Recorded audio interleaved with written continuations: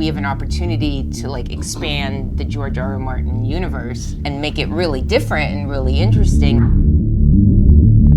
I felt George had written this great dark adult fairy tale, and I thought, well, that's something really, really different with a great idea behind it, which is be careful what you wish for. As a viewer, a reader, and also as an artist producing these things, you don't want to just do the same thing over and over again. I don't want to see the same movie over and over again. It felt like a Western to me. I told Paul I'd been looking for a Western. Immediately when I started reading this, I loved Boyce because he felt like a gunslinger. I kind of felt that from your short story, George. You have two characters that go on a mission together that don't necessarily trust one another. They have their own agendas, but along the way they learn more about one another.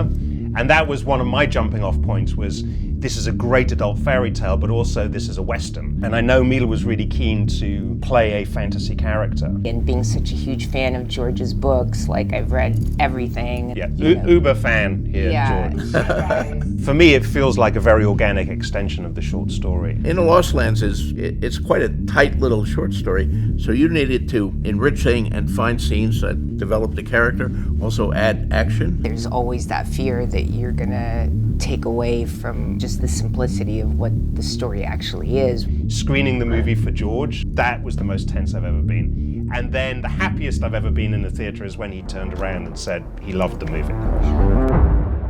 Hi there, I'm George R. R. Martin. I have been involved in a few television programs you may have heard of. Game of Thrones, Twilight Zone, though I'm mostly known for my books.